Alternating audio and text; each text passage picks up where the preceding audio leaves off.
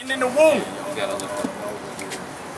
That was just a manifestation, a physical manifestation of what was gonna happen between them when they came out of the flesh. Cause they're still fighting and feuding, man. Give me one real quick.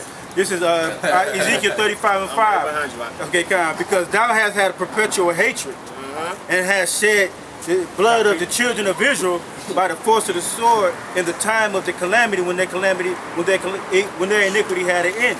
So they had Edom has a perpetual hatred against the Israelites.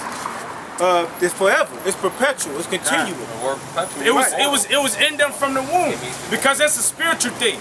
Spiritually, they were Jacob and spiritually, they were Cain and Abel coming back. So he's in the womb. He was fucking Esau up.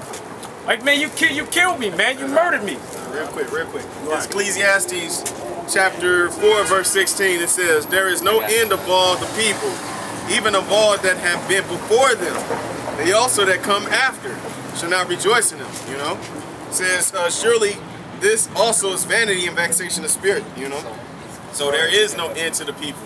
You know, the Edomites was then, the Edomites today. Got two of them walking past right now. Edomites. Because you got some people that say that they were cut off. Edomites, but they haven't been cut off yet. They have to be here in this world to fulfill prophecy. Go ahead. This is just to prove it. If you look up Herod the Great, really Herod the bitch, because he tried to kill Yahushua. It says born Edom. He's an Edomite. Herod was a so-called, you could ask a history teacher who's Herod, and they'll say, yeah, he's a so-called white man. He's a so-called white man, and that's history behind how the Herodians.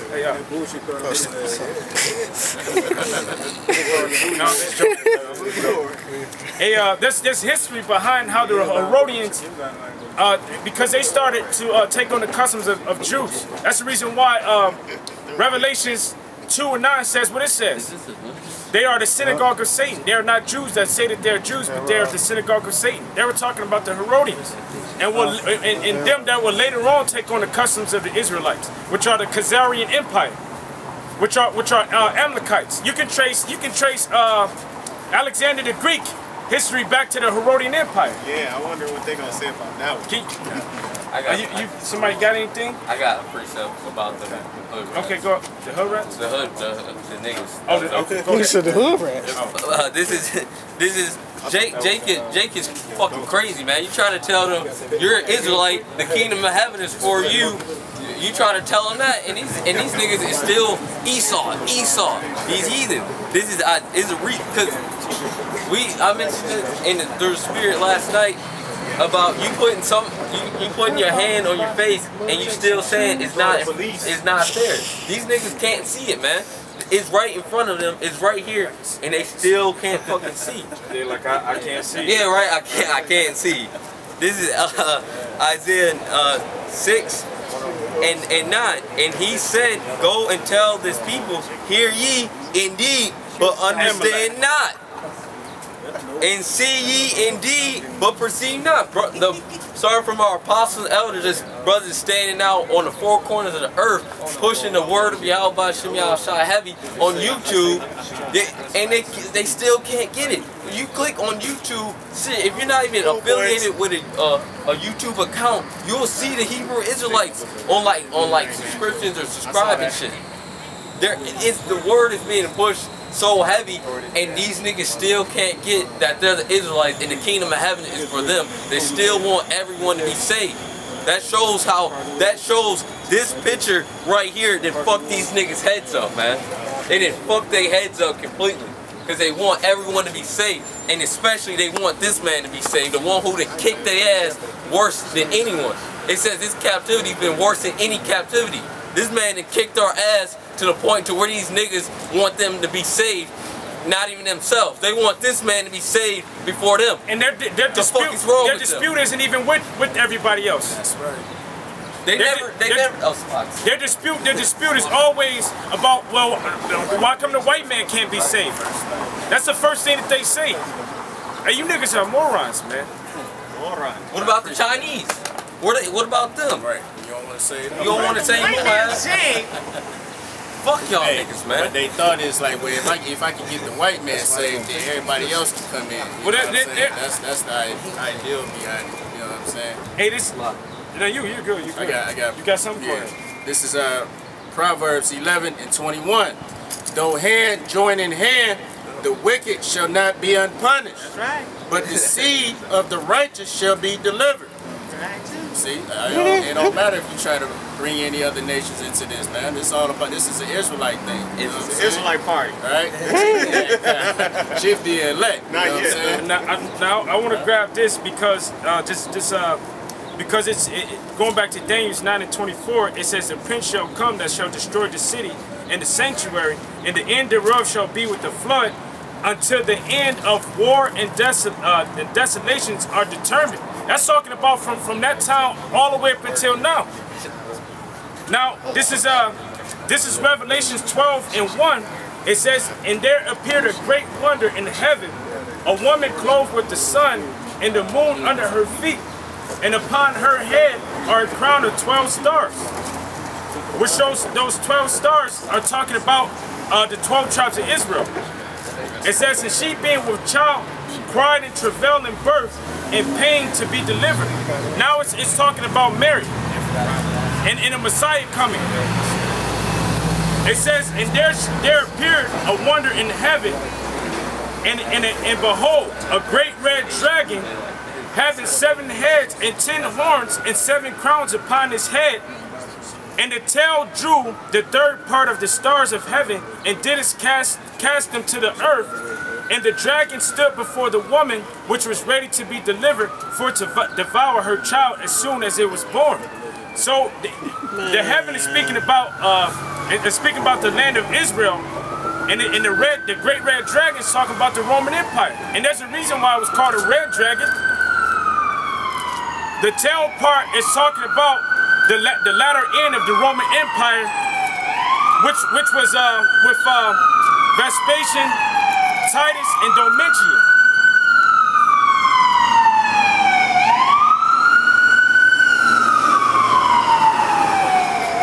It says, his tail drew a 3rd part of the heaven, and did cast them to the earth.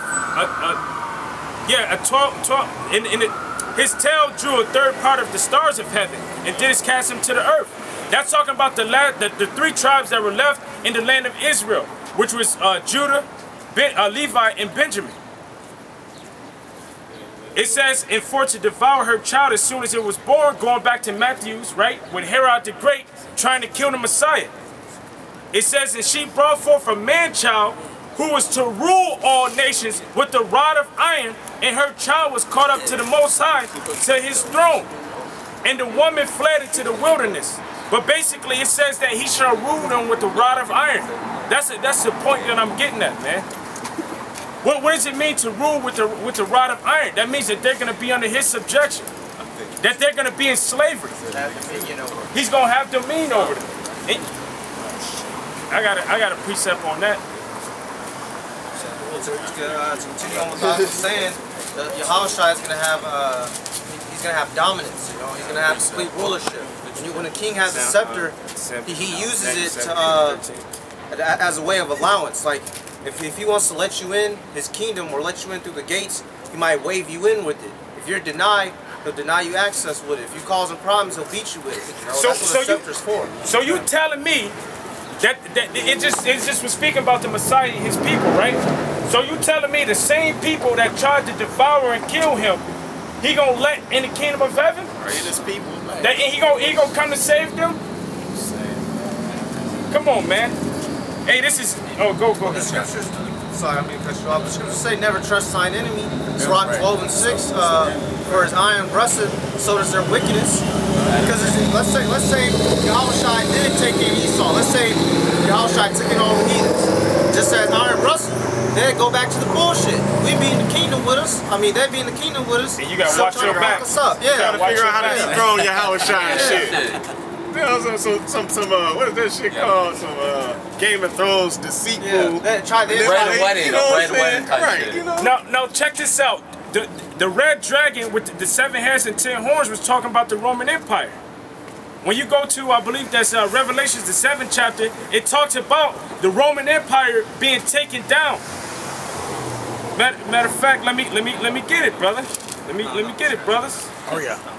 Hey, this is Revelations 20:1, and I saw an angel come down from heaven, having the key of the bottomless pit and a great chain in his hand, and he laid hold on the dragon, that old serpent, which is the devil and Satan. So the Most High is gonna let the devil and Satan be in the kingdom of heaven, because it's not talking about the literal. It's not talking about the literal devil and Satan, or I'm sorry, the spiritual. It's talking about a physical devil and Satan, which is the so-called white man. That great red dragon, which represents a government, is ruled by who? It's ruled by the so-called white man. I believe that's Revelations, the 17th chapter, that says that the seven heads are 7 mountains. Those mountains represent governments. The EU, NATO, all European unions. It says, and I saw an angel come down from heaven, having the key of the bottomless pit and a great chain in his hand, and he laid hold on the dragon, the old serpent, which is the devil and Satan, and bound him 1,000 years, and cast him into the bottomless pit, and shut him up, and set a seal upon him, that he should not deceive the nations, no more, till 1,000 years should be fulfilled, and after that he must be loose a little season. That was talking about the Roman Empire being taken down, and it was taken down for 1,000 years. We ruled over the Byzantine Empire as the Moors for 1,000 years. What did we fell in, what, like the 1330? That right there is recorded in the Bible. That's history. So that same great red dragon that tried to kill the Messiah and that killed his people, they were ruling over as the Roman Empire. They fell, but they came back during the Renaissance era. And guess what? This is the result of that empire raising again. We're still under their dominion. We're still under the curse. We're still under their dominion. Guess what? So this is the same wicked people from back then, and you telling me that the Messiah came to save them? That they're going to rule in heaven with us? That's the reason why the Bible say 2/3 of Israelites are going to be put to death, man. Zechariah 13:8. And because, hey, y'all just like, just can't get right. They're going to be in heaven. This is Psalms 2:8. Ask of me, and I shall give thee the heathen for thine inheritance, and the uttermost parts of the earth for thy possession. Just to quote it again, Revelation 13:10. He that killed with the sword must be killed with the sword. He that leadeth into captivity must go into captivity. The Romans killed us with swords, man, and they got us in captivity right until today. Because America ain't nothing but the Roman Empire reinvented.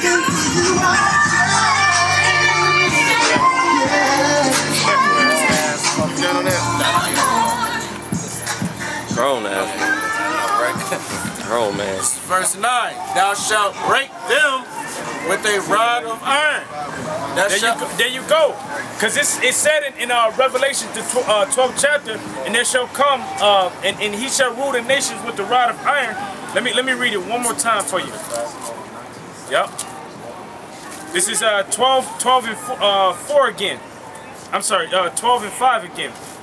It says, and she brought forth a man-child who was to rule all nations with a rod of iron, and her child was caught up to the Most High and to his throne. Yeah. I'm sorry. Hey man, the scriptures how you thinking, man. Hey, that's how you know. You know that we're lively people, man. That's how Jake thinks. See your pictures, right? I was thinking about it like shit. Hey, if you're spiritual, you get into the scriptures like that. Hey, I was observing a brother because we were at work and we were reading, and the brother's reading the scriptures. And he was reading something in Jeremiah. He's getting pissed off, man. Getting mad. Hey, sometimes you might read the scriptures and you might cry.